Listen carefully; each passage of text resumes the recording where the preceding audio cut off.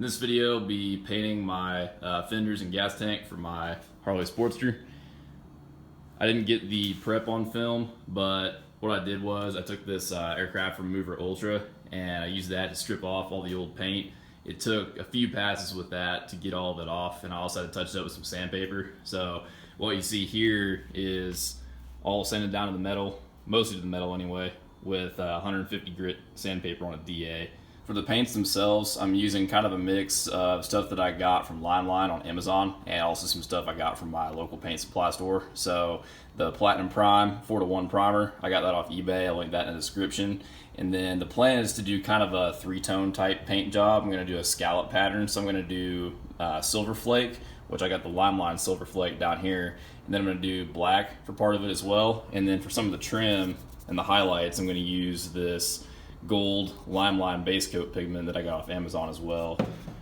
So for my two base coats, I've got my clear stuff from Limelight and then some Omni brand black base coat that'll take care of the black portion of it that I got locally.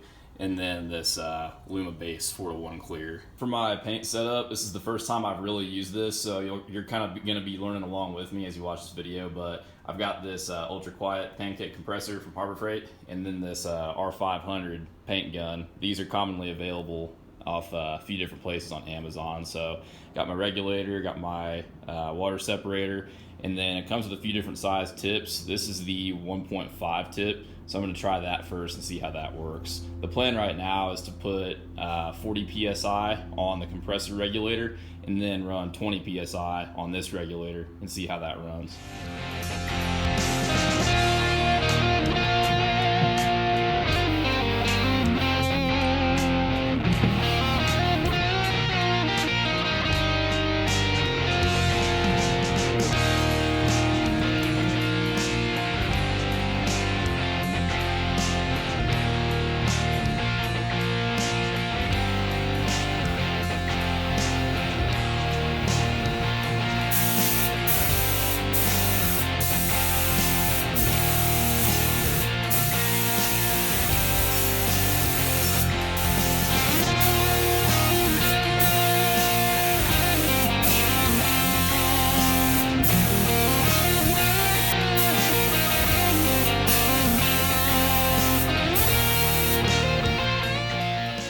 Primer went on really smooth. I'm super happy with this stuff.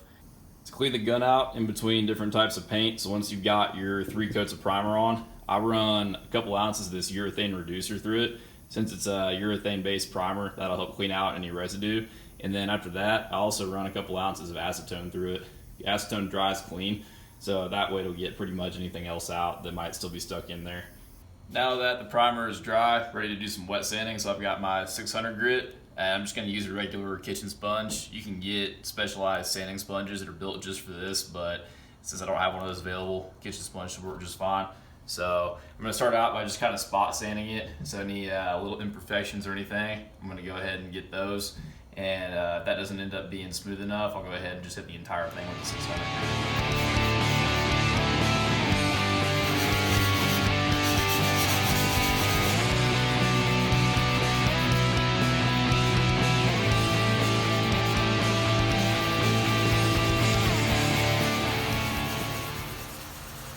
So now that I have the tank and the fenders sanded down, I hit the trouble areas with the 600 grit, ready to start mixing up the metal flake. So it's going to be a 50-50 mixture of the Limelight clear base coat with some urethane reducer mixed with the metal flake.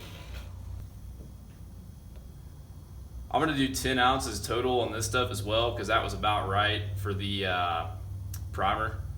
So that should give me plenty of coverage. The ratio that Limelight advertises is 1 pack to 1 pint. So I'm going to use just under a full pack for 10 ounces.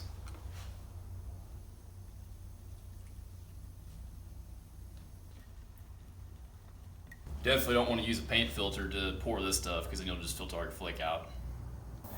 So Limelight says to do kind of a 50%, 75%, 100% coverage in 3 coats. So that's what I'm going to try to do here. I already went over with the tack cloth.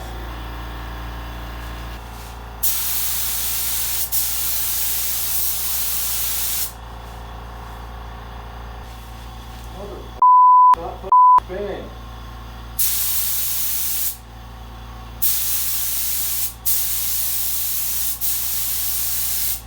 So now that the metal flake is applied, it's time to mix up a little bit of this 4-to-1 clear, and I'm going to wait about 10 to 20 minutes after my last coat of metal flake and then start laying this on. So it's going to be 2 or 3 coats of this to kind of smooth out the texture of that metal flake and give me a good surface that I can sand down and make real smooth for my next coat.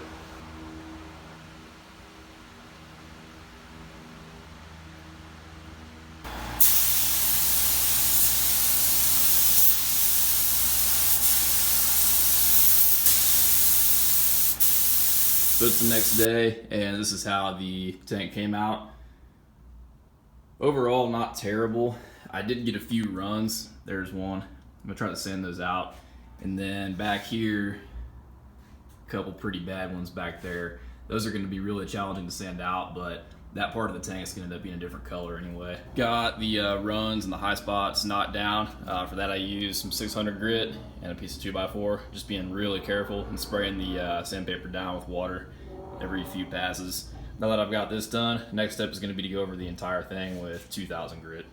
Well, I ended up going up to 600 grit because the 2000 just wasn't cutting it, but got it all sanded down, pretty smooth. The kitchen sponge trick, wrapped in sandpaper, actually ended up working pretty good, so highly recommend that. Next step is going to be to start laying out my tape lines for the scallop.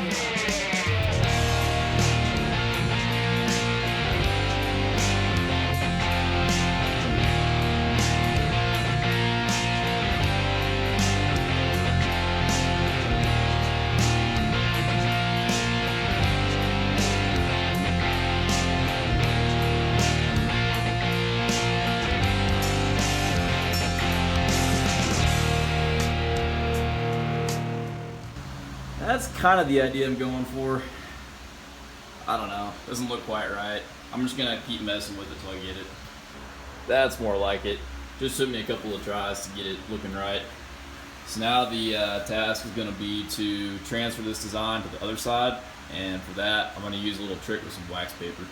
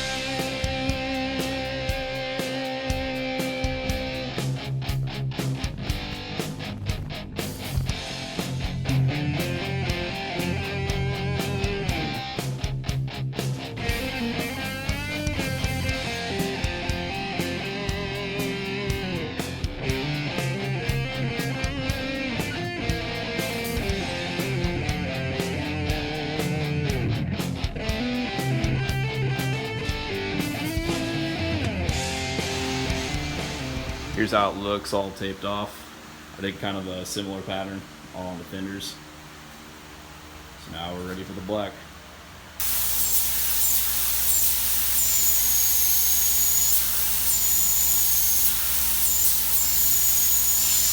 Looks good. Next step is going to be to lay out the lines for the gold outline. It's going to go around the scallops.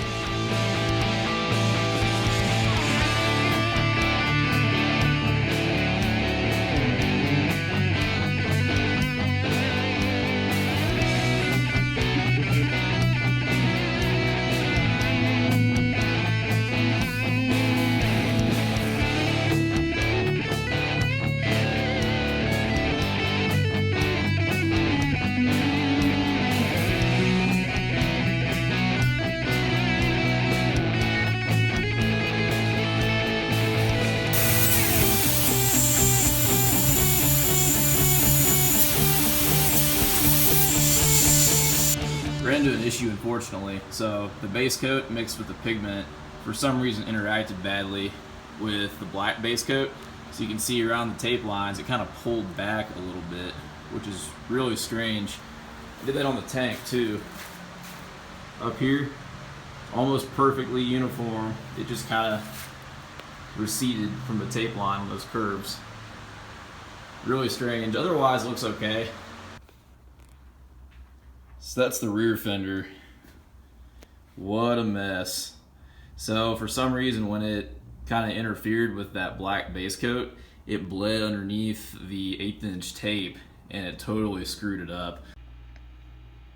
As you can see, the full extent of the problem here ended up being a little bit worse than I thought initially. So the masking tape left some tape residue or adhesive residue behind on the black base coat. I kind of learned the hard way that you can't tape directly over base coat. The original plan here was to go ahead and spray the gold base and then pull all the tape and clear the entire tank in one go. But I realized as soon as I saw this that the right way to do it was to spray the black base, pull all the tape off the tank so it was just the black and the silver, clear the tank, lay the gold outlines out, spray that, and then clear it again. So I kind of tried to cut a corner here, and I ended up paying for it because I ended up having to sand all this black base coat that got messed up off. I wet sanded it back down to the metal flake with 600 grit, and then I ended up having to recoat that as well. So the rework actually wasn't as bad as I thought it would be. This is where it's at now. So the trick ended up being to lay the black base coat down, pull all the tape, and then just shoot a couple coats of clear over the entire thing. So pretty happy with how it's looking now. Nice clean lines. Plan now is going to be to sand it all down with some 600, get it nice and smooth, and then lay out the gold highlights and spray that with some base coat, and then throw another coat of clear on, and we'll be good to go.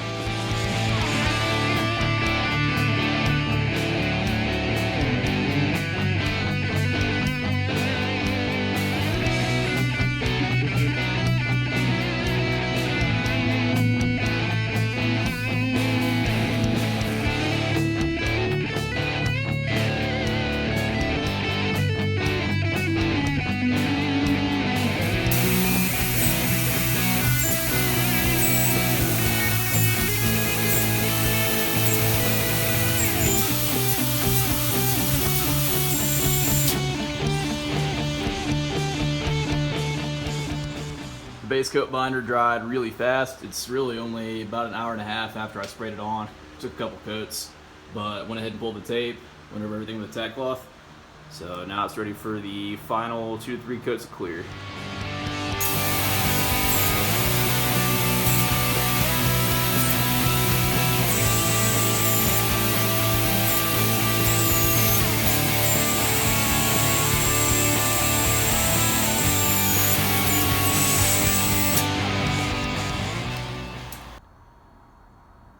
Here's the result after 2 coats of clear. The fenders came out really good. The tank had a couple rough spots. I made a pretty stupid mistake down here and got this really bad run. What happened was, for the fenders, I had been positioning my spray nozzle vertically because it just made the most sense with that angle. And then I'd been turning it to horizontal to spray the tank so I could go up and down. But when I went to do the second coat, I forgot to switch it over when I went to the tank. So I ended up just dumping a whole bunch of clear in that really small area. So what I'm gonna do now is let this sit for 72 hours and just make sure all the clear is completely cured and completely set up. And then I'm gonna try going over it with some 2000 grit first for the smooth parts, and then just using the 600 to knock down the high spots and the runs.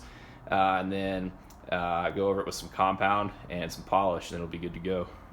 For the polishing, I used Meguiar's Ultimate Compound on this Harbor Freight Bauer cutting pad, and then I also used the polish for the second stage with kind of the fine cutting pad, also from Harbor Freight.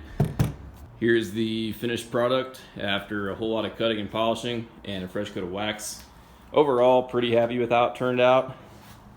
I'd say not too bad for my first non-rattle can paint job. The only really major issue I had on the finishing of it was where I had that run down here. I sanded a little bit too far, and I actually went all the way through both the clear and the black base coat somehow. it didn't stack up as thick as I thought in that area. So what I ended up doing was, you can kind of see it here, I ended up just taking the end of a shop towel and dipping it in some black base coat and then just dabbing it onto the tank there to kind of mask it. It's in kind of an inconspicuous area, so I was able to get away with that. So that's gonna wrap it up for this video. I hope that you enjoyed watching this and that you learned as much from this whole process from watching it as I did actually doing it. I definitely have a new appreciation for people who paint cars or motorcycles for a living, because this is a lot of work. This is probably about a week total of total time between the rework and all that. And it's also just a very unforgiving process, as you saw too. If you make one little error, you could easily be looking at hours and hours, if not days, of rework on a paint job like this. So for my first non-rattle can paint job with an actual LVLP gun, I think this actually turned out pretty good. And the Harbor Freight compressor that I used performed way better than I expected. It didn't have any problem keeping up whatsoever. So if you're looking into getting into something like this on a budget, I would definitely recommend that particular compressor and that gun too. I definitely plan on doing more stuff like this on the channel in the future as I kind of expand my overall ability to work on and build motorcycles. This is a really fun hobby. I've been doing it for about 3 years, and it's a lot of fun.